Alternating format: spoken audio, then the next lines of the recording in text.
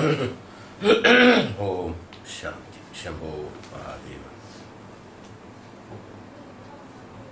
So, in the Gayatri mantra, we said about the Om Bhurbhuva Swa Tatsaviturvarenyam Bhargo Devasya, the divine, Devas is the divine divinity. These are the glories of the Lord. Describing the glories of the Lord. Now, glories of the Lord in the sense glorification of that what is there existing in the nature, Prakriti. Description of the Lord. Description of the Lord is what? Bhuvaha, Suvaha, Tat Savitur Varenyam, Bhargo Devasya. Is the Lord. That means with all the qualities, all pervading, omnipresent, omnipotent, omniscient. Is the Lord, is what Gayatri Mantra, the glory is that. Glorification is that it is not exaggeration. Glorification is not exaggeration. Glorifying is that. In fact, pointing out the details of the gunas of that, the glorification. It's not praises of the Lord. When even though the term praises are used, praises are also, of course, it is not wrong to say praises because praises are should not be wrong. That's all. It's not wrong praise. Praises of the qualities one has got, that which is praisable. Oh, he is a good man. He should be really good. Then that praise of good man suits, not simply to. That's why the word today has got a different meaning. Oh, even people use it negatively. You don't have to glorify so much. Don't have to glorify so much. That is nothing like glorifying so much or so little. Glorification is glorification, and glorification has to be on the truth. It's called glorifying. So that is glorification. Glorification is not exaggeration. They are not projecting something which is wrong. Glorification is that which is there, that goes into detail and explaining it into detail. That's called glorification. Something is there, detailing that in the right manner, in the right sense, with the right meaning. Not misrepresenting them, but representing them. It's called glorification. So glorification of the Lord, praises of the Lord.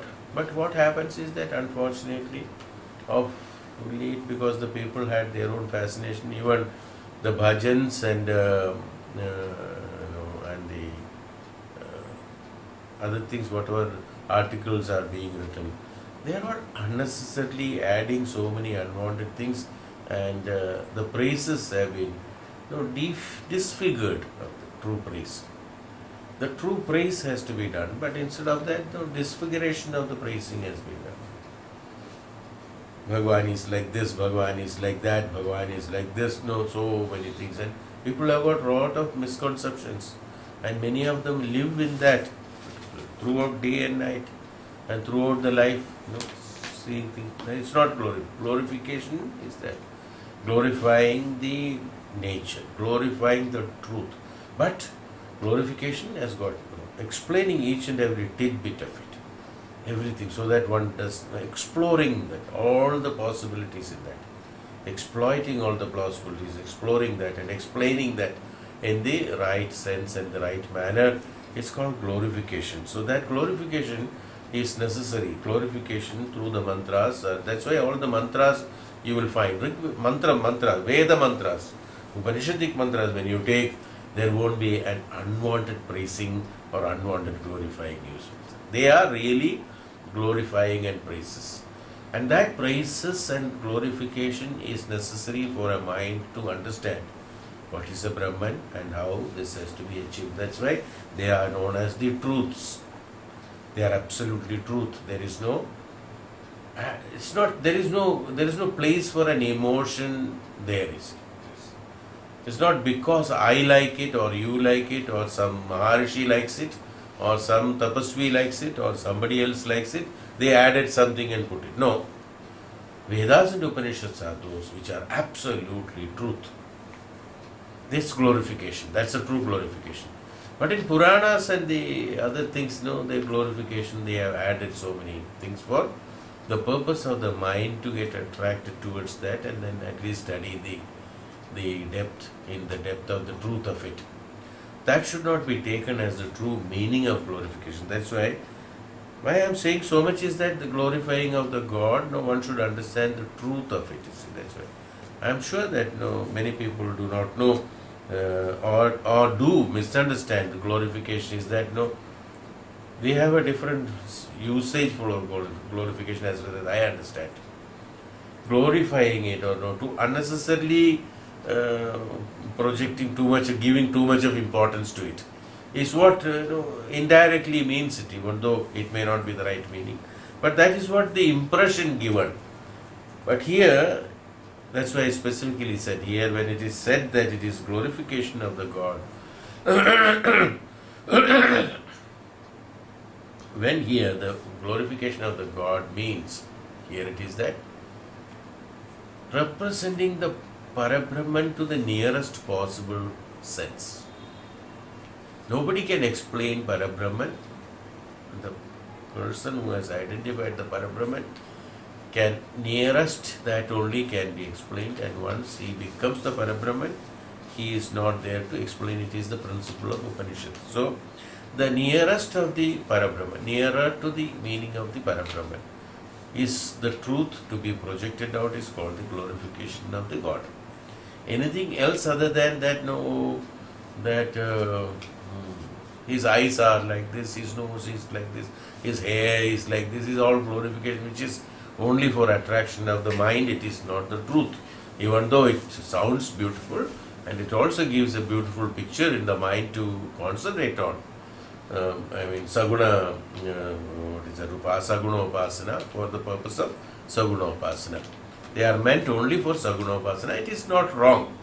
I would not call it as wrong. I am only classifying what is what, that's all. I have no authority to say which is wrong, which is right.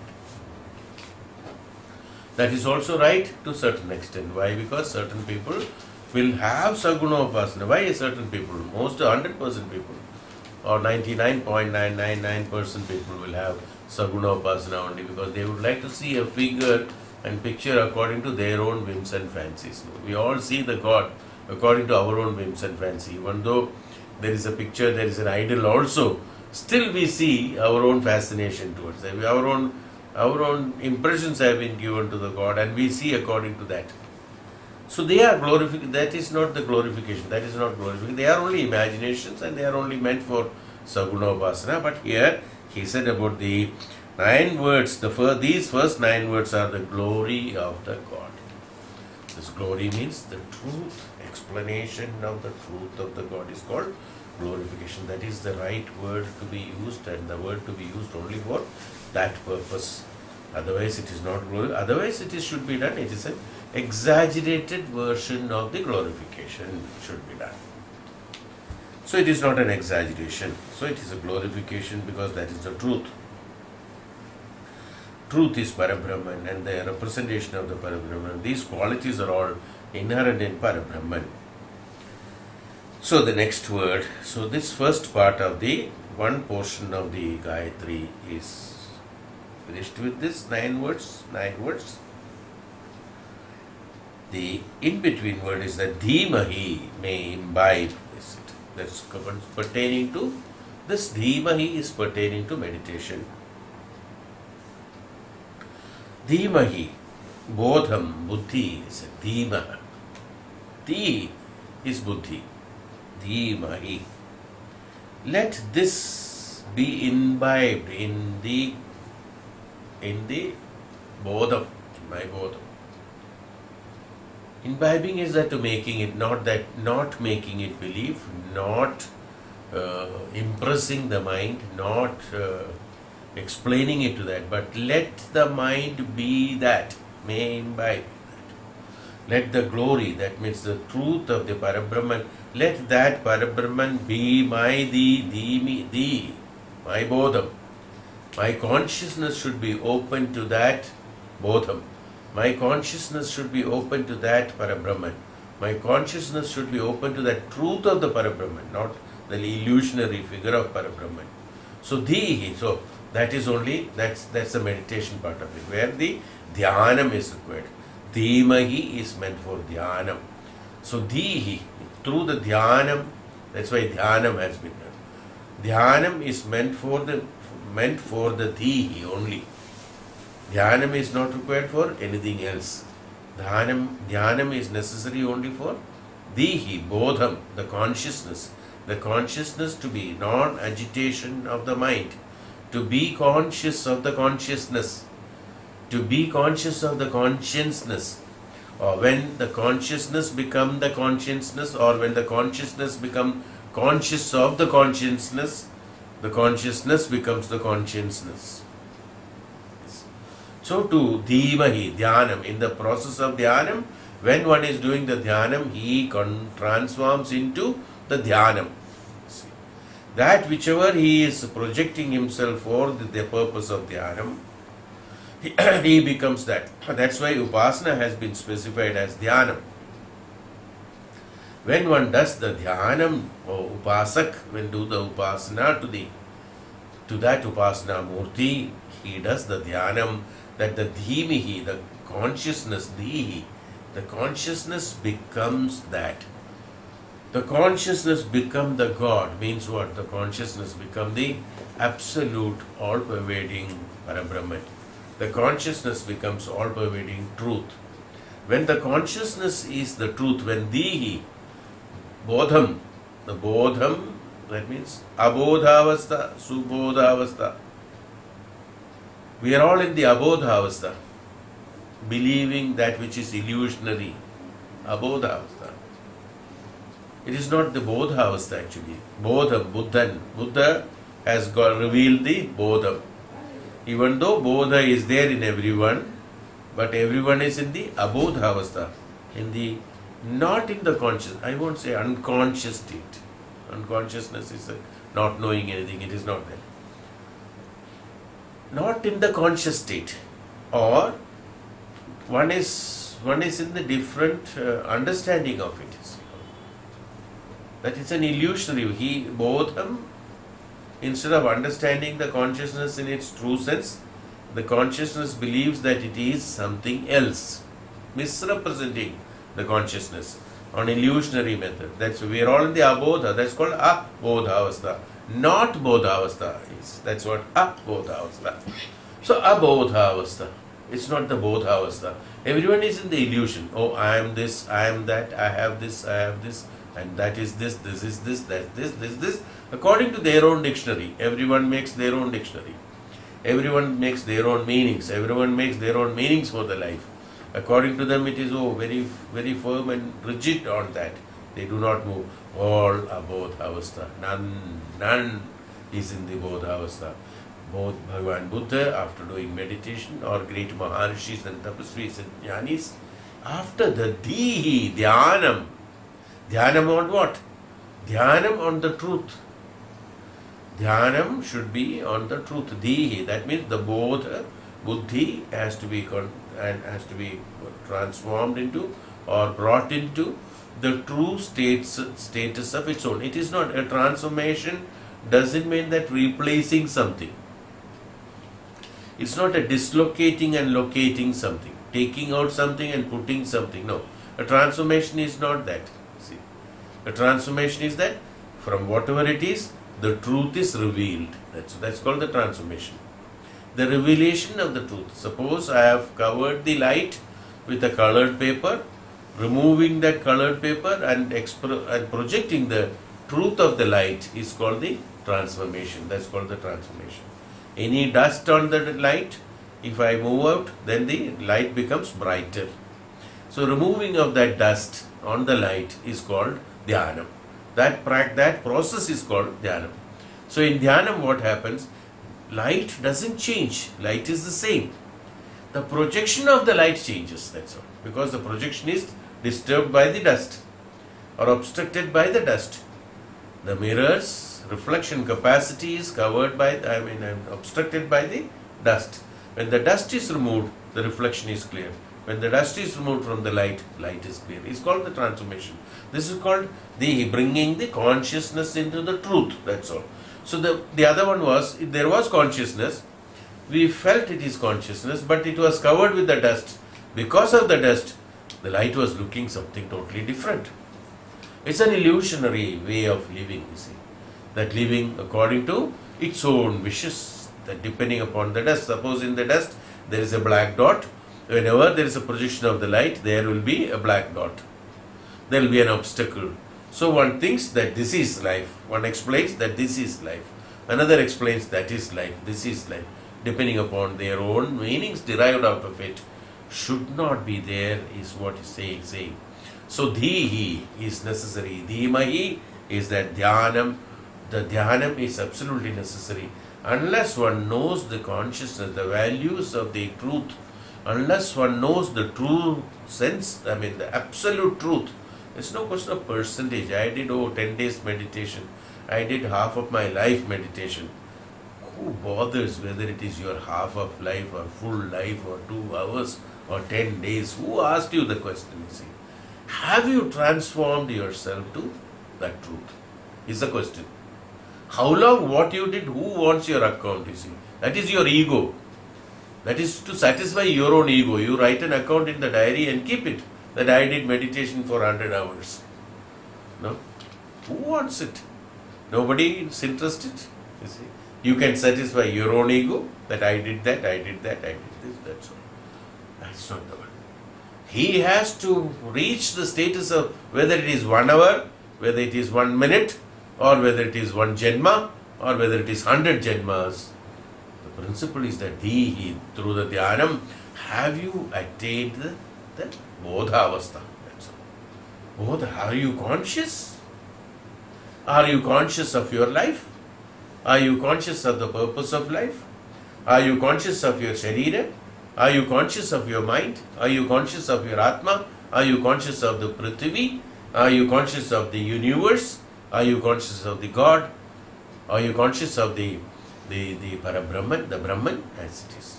These are the consciousness. Everything is one only. Even though I have divided in number of them, everything is one. If I become conscious about that is means the consciousness transformation. If I know, if I have the knowledge, what is my body, means what is Parabrahman actually. Body is nothing means I understood the truth. What is conscious, what is my mind? If I know what is my mind, I have already understood the Parabrahman. So everything is one only. Everything, the meaning is only one. Even though lots of bifurcations have been given. They are not to, it's not identification. Let's not mix with it. One is known as identification. Identification of Sharira is different. Identification of Mana is different. Identification of self is different. No, I am not talking about it. Conscious of Jagrata Avastha. Are you aware? Are you really seeing the truth of it? It's called Dhimahi. Imbibing is the Dhimahi. Dhyanam on this glorification. Dhyanam on this glory. Dhyanam on the truth. What is called the truth? What is called the Parabrahman? This is the only thing one has to bring in life. Otherwise, whatever we do, they are all just survival of the Sharira, that's all. Which has only accumulation of karmas and repetition and repetition. One has to, that's why the human birth has been given, Manushya Janma has been given in order to identify the truth, not to live just like animals and plants. Is why Gayatri Mantra has been one of the mantras where the truth has been given. What is Om, what is Bhu, what is Bhuvaha. So chanting of these things also should make you conscious that look, what is the truth? The brightness of Sa Veturvarenyam. Let the brightness be there, that Parabrahman should be identified. None of these things are truth. Even though we are doing so many things, but we should be conscious that it is not truth. Buddha also had the Sharira. Lord Krishna had a Sharira. Rama has got a Sharira. When they took the human form, Buddha also had a Sharira. Sitting in the Sharira only, he had to identify the consciousness the absolute consciousness. Well, it won't be very interesting for people who are very much attached to the materialistic way of living, because everything is same for them, whether it is Parabrahman or whether it is a cup of tea.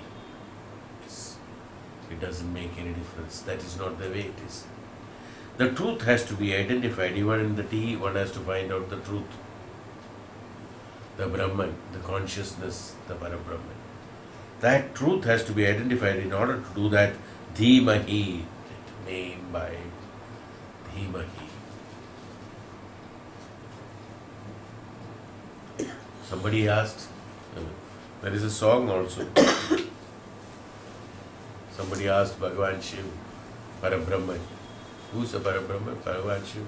In the form of Bhagavan Shiv. Parabrahman.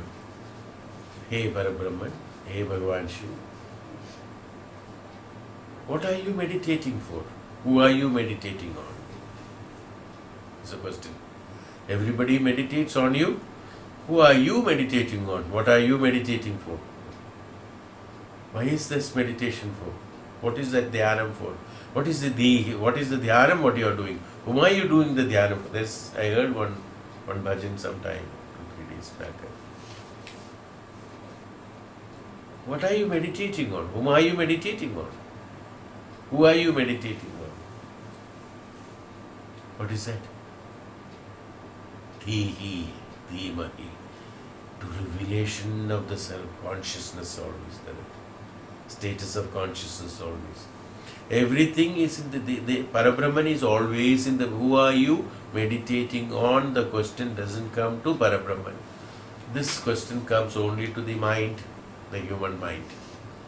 To the Parabrahman, this question doesn't come. Why? Because he is the meditation. It's not meditating. There is a difference. He is the meditation. Whom are you meditating on? There is no question of I am meditating. He is in the status of meditation throughout. What is called meditation? Dhyanam throughout. What is the throughout? Dhyanam is not always keeping the eyes closed. It's only representation of Bhagavan Shiva sitting, closing the eyes. It's a representation of Dhyanam. Even whether the eyes are closed or not closed or things like that, he is always in the status of meditation. Is that what it shows? In status of meditation, one sees everything. It's not that one doesn't see anything. In status of meditation, one sees everything. Dhimahi, in Dhyanam, after being revealed, the consciousness is being revealed. After Bodha, Buddha has got the Bodha, he saw everything. He saw the truth of the universe. He saw everything. So in order to see everything, in order to understand everything, in order to be everything, in order to be with everything and be everything, with everything and be everything, one has to do the Dhyanam. Dhyanam is meant for that. Dhihi. It's not the closing the eyes. That's why it is symbolically identified as Bhagavan Shiva closing the eyes and sitting. Constantly on the status of Dhyanam. That means constantly in the status of truth. That's what Dhyanam is. What? It's constantly in the status of truth. There's no question of closing the eyes or opening the eyes. Closing the eyes and opening the eyes are what? One is that revealing the Prakasham, another is not revealing the Prakasham. When you keep the eyes open and seeing the external things, you are blind to the Jnanam. When you close the eyes and open the inner eye, which is Savitur Varenyam, then you are open to the consciousness, you are open to the truth. When you are open to the truth, you can see everything. By closing the eyes, you can see the whole universe in a fraction of a second. Yes. By closing the eyes, you can see all the gods. By closing the eyes, you can see anything and everything that you want. Let the vyapti, let the measure be any big. It doesn't create any problem. Everything can be brought into our this. Is it not? By closing the eyes. What does it mean? That means you are opening the truth consciousness. You be in the truth consciousness. The whole Himalayas can be perceived into me just by closing the eyes and see the Himalayas. Let it be any amount of distance, any amount of height, any amount of ice in that, everything can be seen within a fraction of a second. What is that? The Bodham. What is making you see that? Yes, you are making see that it's the Bodham. That's called the Bodham, that you are always on the consciousness. Now, when you are opening your eyes, you are only seeing this. You see how limited it is? The moment you close your eyes, you are seeing the whole universe. You can see the whole universe. Whereas when you open your eyes, you are only seeing this. This physical opening and physical closing of eyes I am talking about, not the inner eye. So the waking state means the true state of the Bodha Avastha. So that is why did I tell you all these things? That to identify, make you identify and understand what is called the Bodha Avastha, what is called the Abodha Avastha. What we understand at the Bodha Avastha, conscious state, as waking state, is this Avastha which is Abodha Avastha, is what I am trying to tell. It's not the conscious state, it is an Abodha Avastha. Whatever you are thinking, whatever you are doing, whatever you are seeing is only illusions and hallucinations depending upon your own emotions, your likes and dislikes. That's all. The place is good today, the place is the same place is bad tomorrow. It's your illusion, hallucination. That's all. But the place has nothing to do. It's what you to do with the consciousness, Dhimahi, pertaining to meditation. So everyone has to do the dhyanam towards that. This is meant for the brahmacharis. The brahmacharis means the one who is Brahma Achara. The one who would like to identify the Brahman, he has to do the dhyanam, meditation, then only he will be in a position to identify the truth. A brahmachari has to identify the truth of everything, then only he can lead the life properly. It's called living. I told you about what is called living. Living is that making the Atma whatever is possible, that whatever you do, that you do only for the Atma. It's called living. But if anything that you are doing other than that is not living, they are only doing your karmas, which is akarmas, vikarmas and things like that, which is obstructing your way of living. So that is called Dhimahi. Then, so this is the second part of it. One is that glorification, second is that meditation or dhyanam. The third part is a prayer to the Lord. Prayer is what? Dhiyo yo naha prachodayat. Dhiyo is intellect. Yo is who. Naha is our. Prachodayat may inspire. So how it is that? How it is then?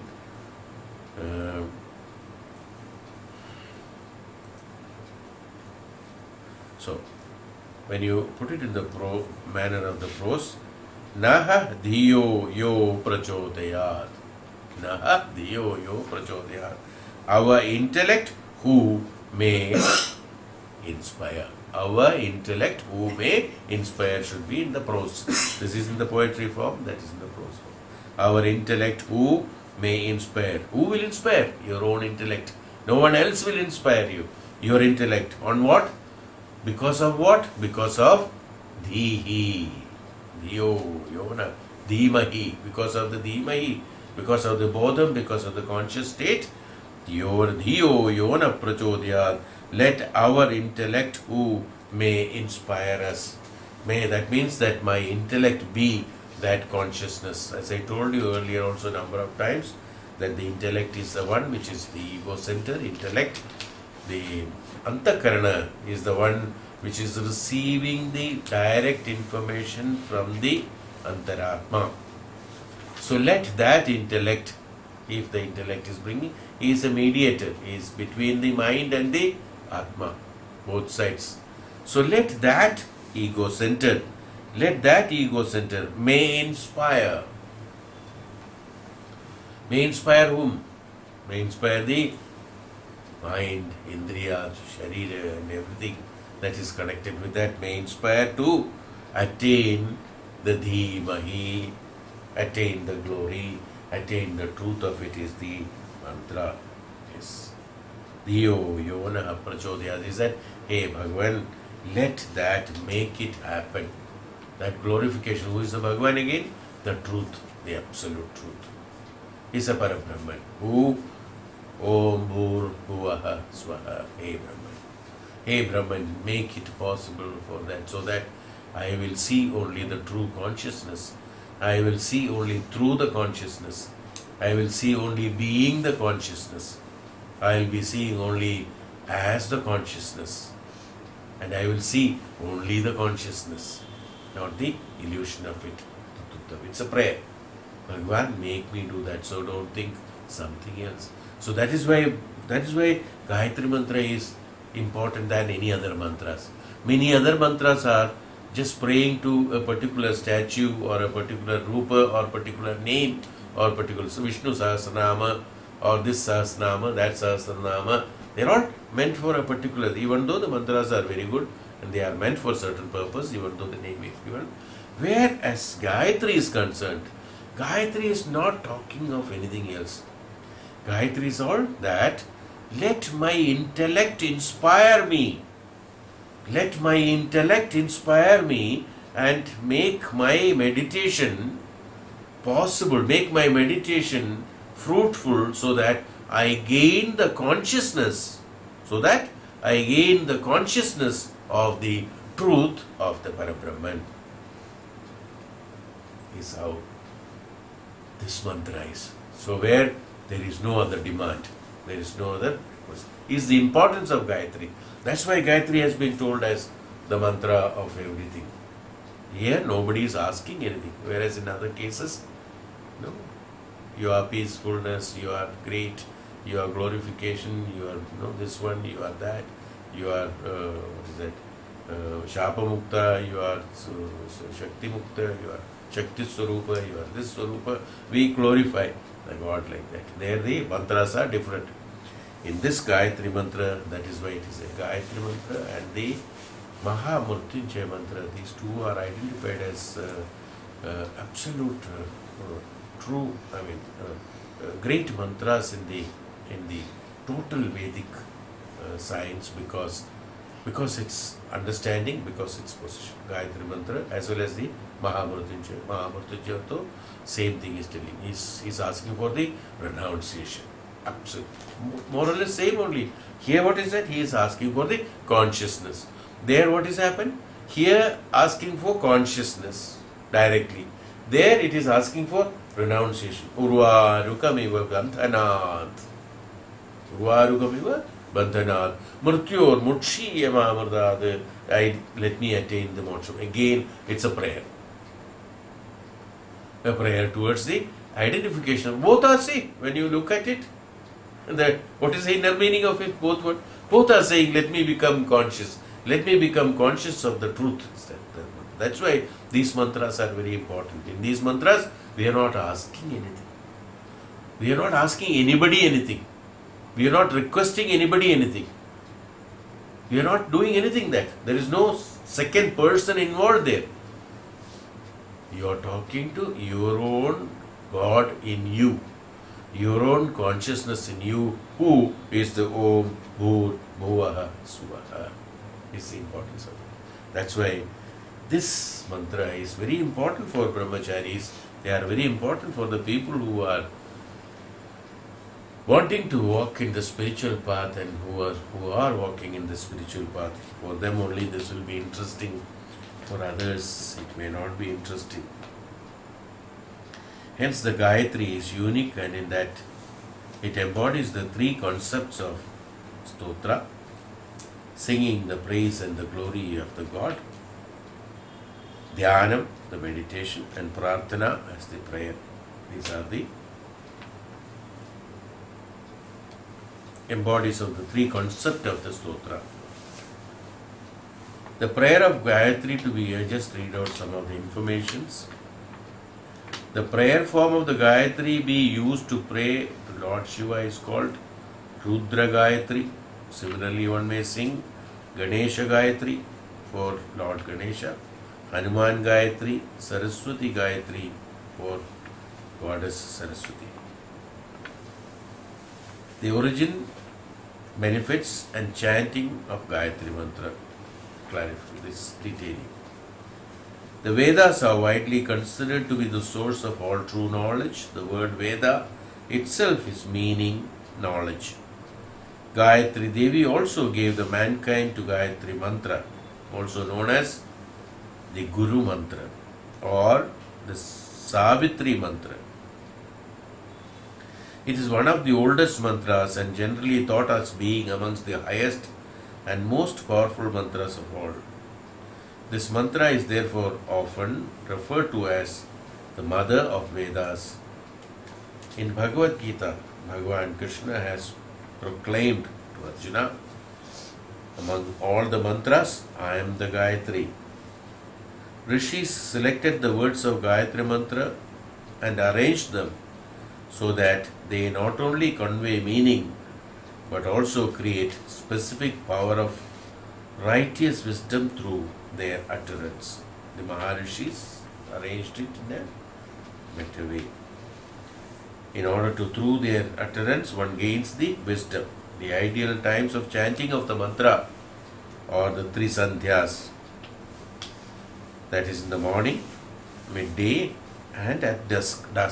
These are the times, morning sandhya, evening sandhya and between morning and evening sandhya. These are the three times auspicious for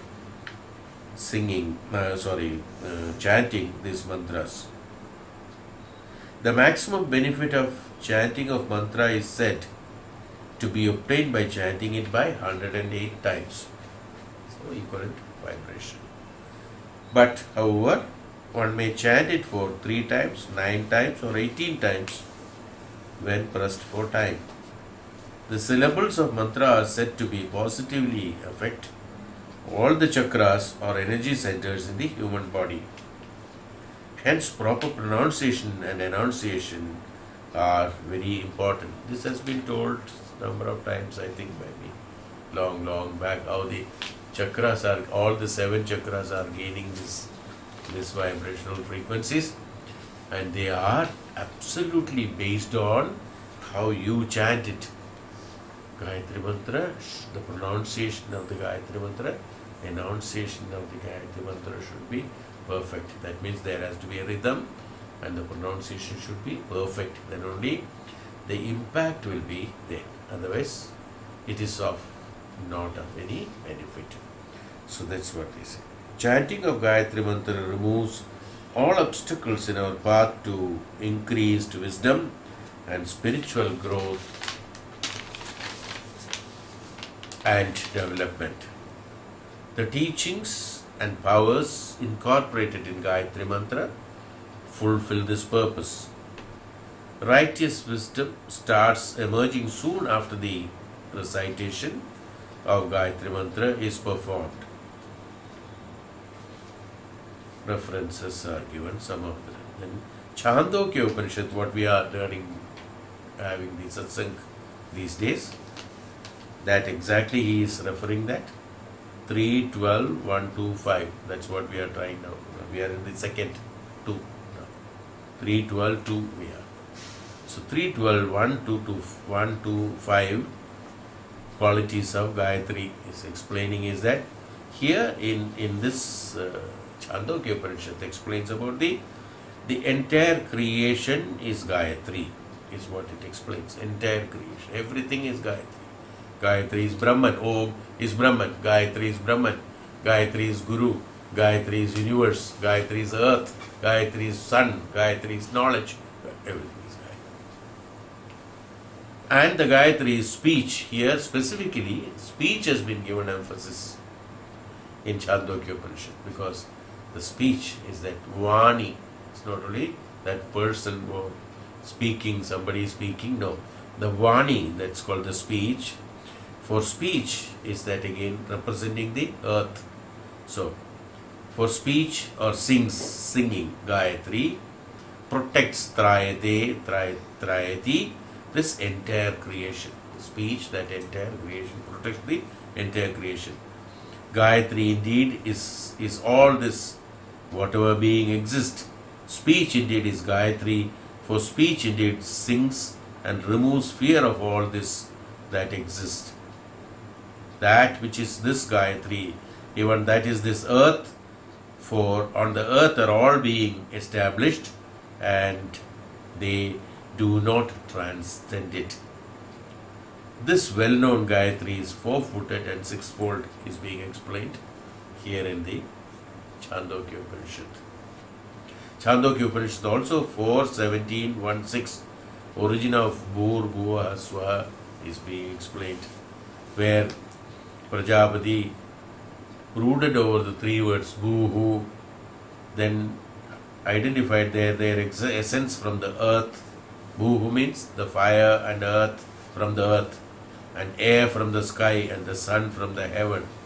He further brooded on these three deities, earth, fire and the sky.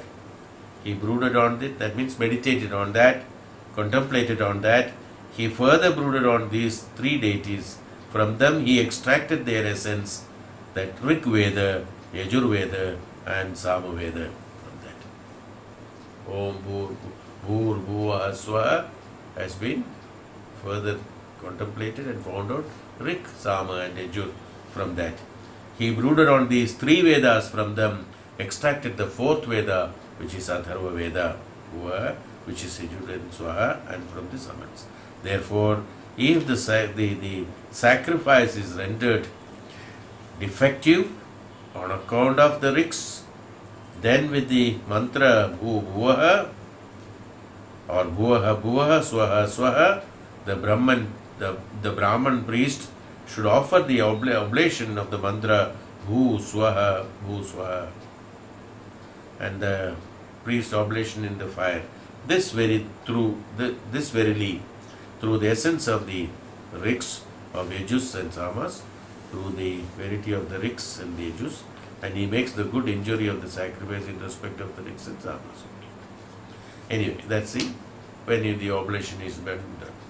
Then Brihadaranya Upanishad explains something else. And Gayatri Mantra, long form of the Gayatri Mantra. Here, this is interesting to just know about it. It's also good. Brihadaranya Upanishad is also explains about the 4 foot and 6 details, which is told in the Chandogya Upanishad also. Gayatri in the long form has been pranayam. Long form pranayam has been told that the complete form or long form of Gayatri Mantra contains an invocation to 7 spheres, followed by the traditional 24-syllable mantra that is most commonly chanted. Details of each syllable can be found in the Gayatri by words in the article. The final part of the mantra is an invocation to the goddess of the light to illuminate our path as we move towards higher consciousness. That's beautiful it is. Savitur Varenyam. So how it is to be chanted is that Om Bhuhu, Om Bhuvaha, Om Swaha, Om Maha, Om Janaha, Om Tapaha, Om Satyam, Om Satyavitur Varenyam, Bhargo Devasya Dhimahi, Dhiyo Yonaha Prachodayat. So, this is chanted.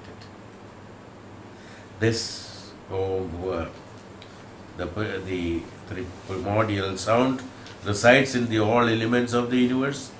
It permeates the earth, Bhu Bhuvaha, water, fire, air, ether, intelligence, consciousness, Satyam. That we pay homage to Gayatri, to one who shines like the sun and the one who destroys all our sins through their everlasting and effulgent light. Dear Goddess Gayatri, please illuminate our path towards our higher consciousness and lead us to our true purpose of life. Please shine your light in our path so we may partake of the everlasting nectar of Brahman while chanting the primordial sound Om. Then Gayatri Mantra as a prayer. So this is how the Gayatri, just a study of spiritual aspect of it. Om Bhurbhuvah Swaha Tatsaviturvarenyam Bhargo Devasya Dhimahi Dhiyo Yonah Prachodayat. Om. So it is chanted. Now we can also have a look at Gayatri, scientific aspect of it. As I just took out some details on that. How the science is one Dr. Tanmaya is what he has done some research on that, and then he writes Dr. Tanmaya, scientific view by Dr. Tanmaya. Gayatri mantra has been bestowed the greatest importance in the Vedic Dharma. This mantra has also been termed as Savitri and Veda mantra, the mother of the Vedas. The literal meaning of the mantra is, O God, you are omnipotent, omnipresent and almighty. You are all light, you are all knowledge and bliss. You are the destroyer of fear, you are the creator of this universe. You are the greatest of all. We bow and meditate upon your light. You guide our intellect in the right direction. It's always there. You guide our intellect in the right direction. It's always there. This is where we all make a mistake. The intellect is guided by mind for common people. But here the prayer is that guide our intellect in the right. This is the only prayer that has to be done. Once that direction of the intellect, ego center, is done in the right manner, all our problems are solved. No accumulation of these problems. We don't want any other things. This mantra, however, has great scientific importance. How the science looks at it, the physical science looks at it, which somehow got lost in the literary tradition.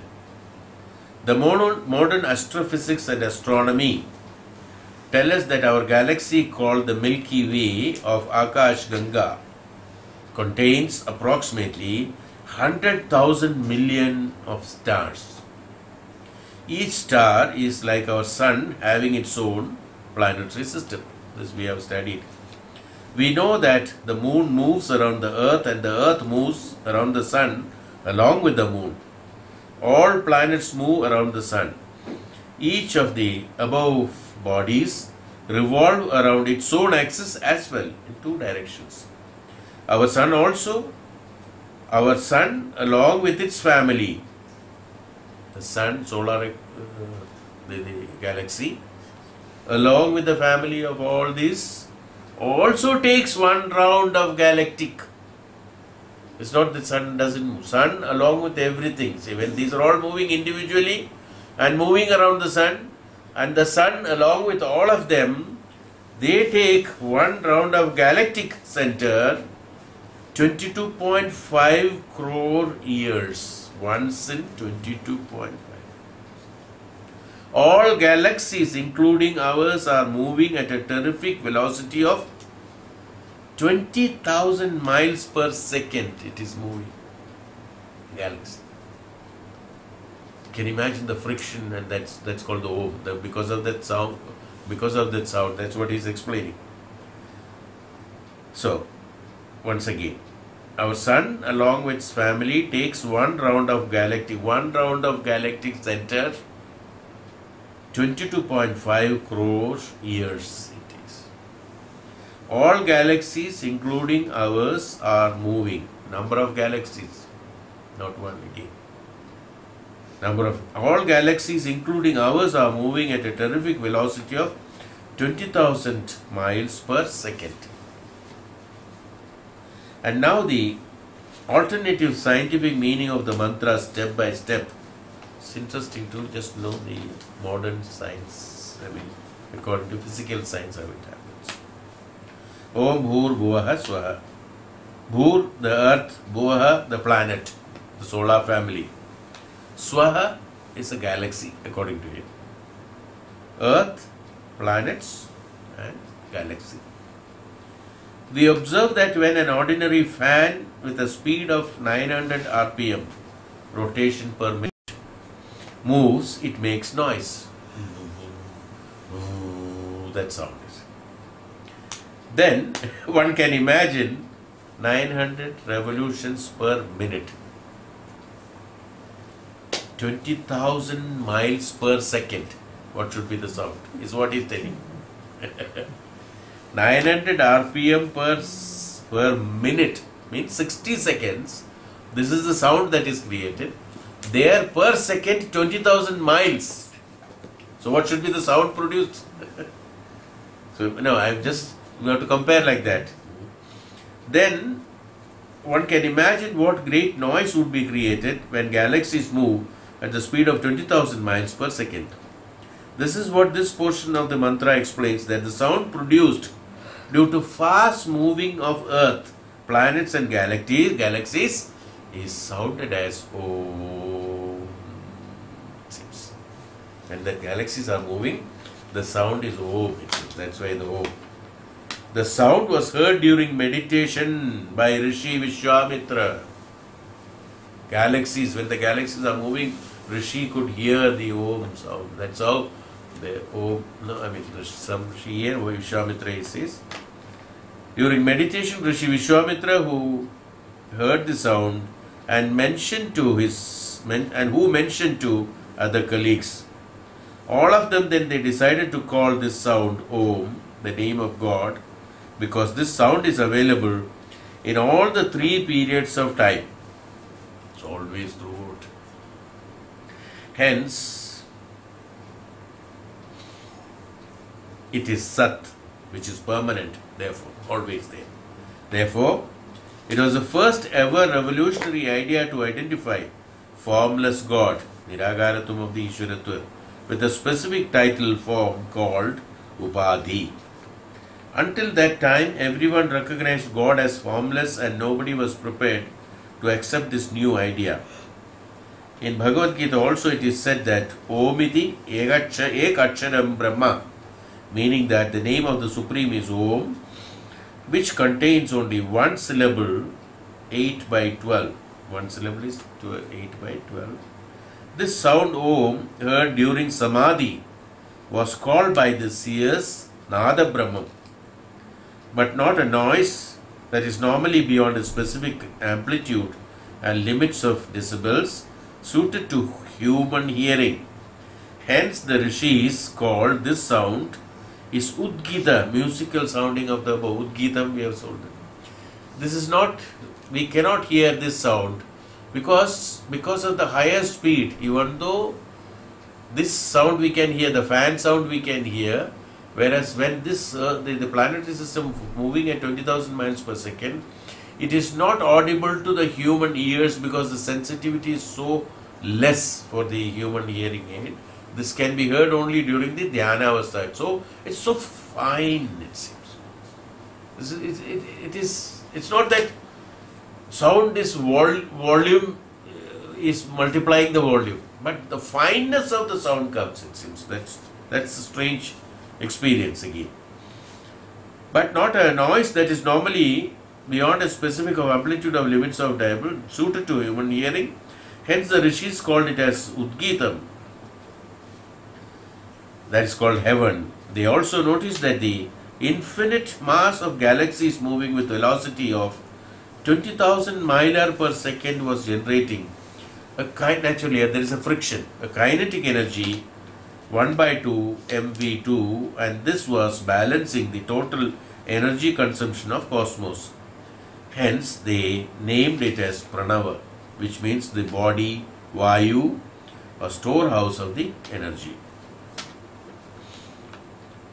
Tat Savitur Varenyam. Tat, that God, Savitur, star, Varenyam, worthy of bowing or respect.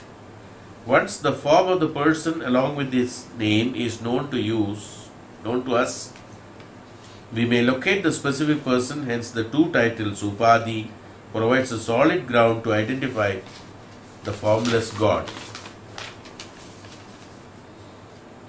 Vishwamitra suggested, Maharishi Vishwamitra suggested, he told us that we could realize the unknowable formless God through the known factors, sound Om and light of the sun stars, the mathematicians can solve an equation by x2 plus y2 is equal to 4, and if x is equal to 2, then y can be known as, and so on. An engineer can measure the width of the river even by standing at one river bank by just drawing a triangle. So was the scientific method suggested by Vishwamitra in the mantra is the next portion of the mantra. So in the triangular method is that, which I can tell you. When you stand at 2, 3, 4, no, the triangle. When you draw 2, if 2 is known or any of the two factors are known, the other factor can be known. Or even one known with the angle of theta and sine and theta, one can calculate the other two sides. Only one side has to be known.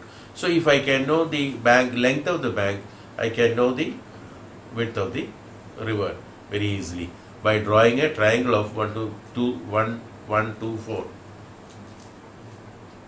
2, 3, 4. Okay, whatever it is. So we notice, what is it? Full scientific Dhiyo is okay. That is called Vishwamitra. So he says that, where it is, yes, suggested that the portion of the under. Bhargo Devasya Dhimahi. Bhargo is light, Devasya is the deity, Dhimahi is we should meditate. The Rishi instructs us to meditate upon the available form, light of suns, to discover the formless creator God. Also he wants us to do japa of the word Om. This is understood in the mantra. This is how the stage wants us to proceed. But there is a great problem to realize it. As the human mind is shaky and restless, that without the grace of the Supreme Brahman, it cannot be controlled. Hence Vishwamitra suggested the way to pray is as under. Dhiyo yona prachodayat. Beautiful. Dhiyo yona prachodayat. So when you pray like that, you attain the strength to identify. So it's, could you understand the science of it actually? When the earth and moon and the the whole galaxy is moving, the whole thing is moving. When it is moving, it creating a sound. How is it moving? You see, we call it as gravitational force. We got its own. The earth is rotating on its own axis, and it's also rotating around the moon. The moon is rotating around the earth. These are all happening. How is it happening? What is this energy? This kinetic energy that is created is only after the friction. Kinetic energy, what he mentions about MV2, is based on the friction that is created by the movement of the planets. But before that, how this started moving? It's not the friction that has created it moving. How this has got its own gravity, from where this energy has come. So some energy was there to make it move. After moving, this started giving the sound. When this sound, Maharishi Vishwamitra says that when you meditate on this sound, which is called as Om, then you will be able to identify through the Nirakara. Vishwamitra goes in a different way. He says through the Nirakaratva of this is what I always used to tell. Through the Nirakaratva of the sound, that means you are listening a sound, you are not seeing it. When he meditated, he heard this. So when he contemplated on that and he concentrated on that sound, through that sound, when he has become that sound, what happened? When he meditated on the sound, he became that sound. When he became that sound, he has become a part of the sound. So along with the sound, he was also rotating, let us presume, rotating. And at a point of time, he has identified the velocity of the friction that is happening. When he identified it, he could stay at a place and he could see the whole thing is going around him. When he could stay, then he identified. When he could stay at one location, then he could identify from where this energy that has come to make all the planetaries move is called the God, is what Vishwamitra says. Could you understand this meaning? The fan is moving at a higher speed. Now I will make it very simple. You heard a sound. As a Rishi, we meditated on the sound. Fan sound, full speed it's going on. We cannot see the three blades. It's going on at a high speed. Meditated on the sound. When he meditated on the sound, my mind, because of my concentration, my whole self, because of my concentration, I started moving along with the sound. This is what exactly happened. When I started moving along with the sound, I have become static. When I have become static, that means along with the sound I was moving. So the same speed, at the same speed I started moving. When I started moving at the same speed, I could identify the blades. Got it? Is it not? Same way Vishwamitra, when he meditated, he started moving at the higher speed. When he identified the Om and identified that, then he found out from where this is coming. Through the Nirakaratva, he is going to the Akaratva. This is what I used to tell. Do you remember that? In order to identify the Nirakaratva of the Ishvara, you have to become the Nirakaratva. Then you can identify the Akara of the Nirakaratva. Is that sentences I used to tell. Do you remember? So when you become that Nirakara, you can find out the Akara of the Nirakaratva. Is what Bishop. This is why I specifically took out this and wanted to tell you this. This I used to talk, we used to tell earlier also. Exactly that has been explained in the science by Dr. Tanmaya. So, Dhiyo Yonaha Prachodaya. Now, there is no other way how to how you can move yourself at 20,000 miles per second. There is no other way. Scientifically also, doctor is telling after research, there is no way. So, what he has to say? He says then, you do only this, that Dhiyo Yonaha Prachodaya is the guide to right direction. Oh God, please deploy our intellect to the right path. Full scientific interpretation of the mantra. Now he says that the prayer has to be, Vishwamitra suggests that the prayer has to be done. Now Maharishi Vishwamitra said, just pray, Dhiyo Yonaha Prachodaya. May our intellect who inspire. Our intellect who inspire. May our intellects inspire me. May my intellect, let me say, may my intellect inspire me towards identifying that Omkara, which is Pranava, which is Brahman, which is Udgita. Through that Udgita, I am in a position to identify from where that Geetam is coming. This is what he said. Now I tell you, after the seventh layer only, we are in a position to identify the God, we said. Parabrahman, we said. You have to go and meditate on the seventh layer. This is what, when I explained about the number of layers in our meditation said. In the seventh layer means when we reach there, what happens? When I am reaching there, meditating on the seventh layer is meditating on the absolute, that move along one, becoming one with that moving. When you move along with that, when you are no identity, when you are no holdback of your sharira and mana, when you are not separate from that movement, when you are not separate from that movement, who can move with that fan moving? Only a dust which doesn't have the weight, which doesn't hold itself by the weight, only can move along with that. So a dust can see the number of blades in the fan, yes, because it's moving at the same speed. When he is moving along with the fan, when he is moving at the same speed, it is not felt that the fan is rotating or he is rotating. It's become static. So to make yourself static, you have to move at that speed. Kalpa, one kalpa, two kalpas, number of kalpas is called the, you say, years, time also. Because that means that moves at that speed. So when you start moving at that speed, when our mind can move at such and such speed, at a height, at such and such, from sitting here I can think of any distance, I can think, is it not? So at what speed my mind is traveling? If our mind, a physical mind in a human body for imagination, functioning with indriyas, can travel at that speed at that time, you imagine at what speed this can travel. The prana can travel. If mind can travel at this speed, what should be the traveling speed of the prana? It should be much higher. What should be the speed of the travel of the Atma? Much higher. That's how the time has been mentioned. What is the age of the, what is the per day of the Brahma? It has been told how many number of years of the human function. What is called one kalpa, one life of one Brahma is called kalpa. So 4,80,000 some number of years is called one day of Brahma. Like that 100 days of Brahma, like that 100 years of Brahma is called one kalpa, which is age of Brahma. Like that 400 Brahmas is equal to one day of Lord.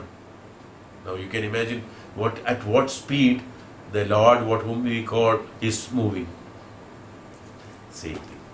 That's how 20,000 miles per second. Scientifically, this has been explained by Maharishis thousands of years ago. What Doctor has explained now to us in 20,000 miles per second has been explained to us by number of years and number of kalpas, number of this has been explained. I think I have told this time earlier also in our Upanishad. I have explained it, that how many kalpas is equal to this and all. That's the same time. It's the same time. For me, 1 year is equal to this. For him, 1 year is equal to 2 months. So you can imagine he is traveling at 10 times faster than me. By the time I cover 1 year, he covers it in 2 months' time. So he travels at 10 times faster than me.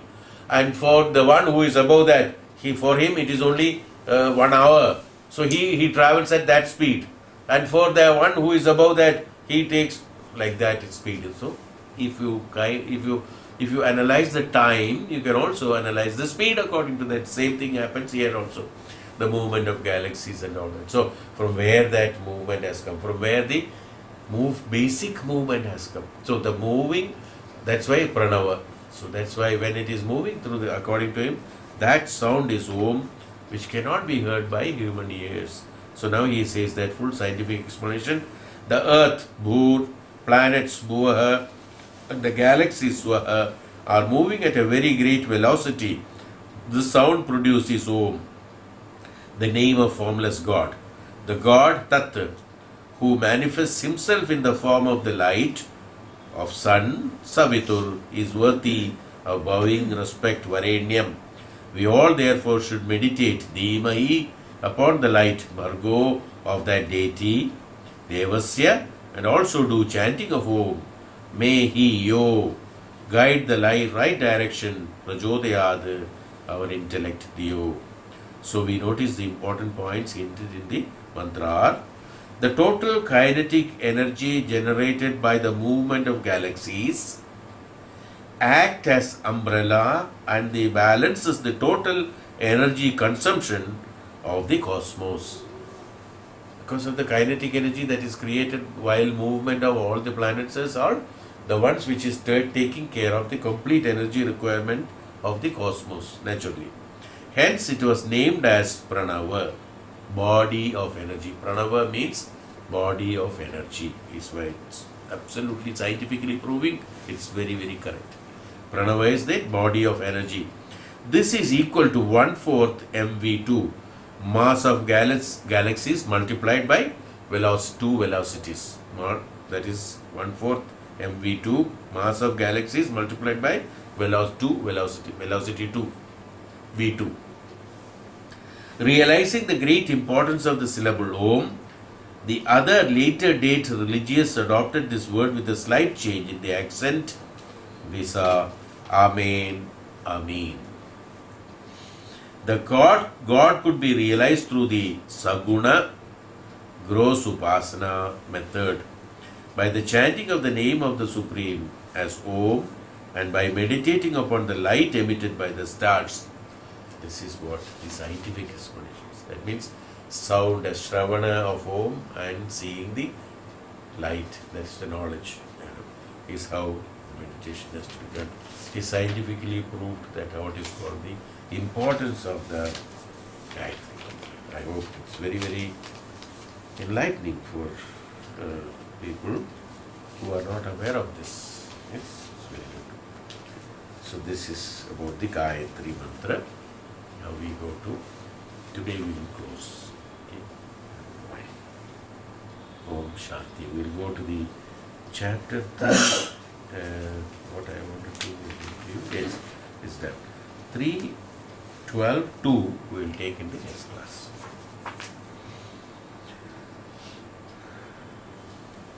beautiful. I just want to stop here. It's very nice. Om Shanti.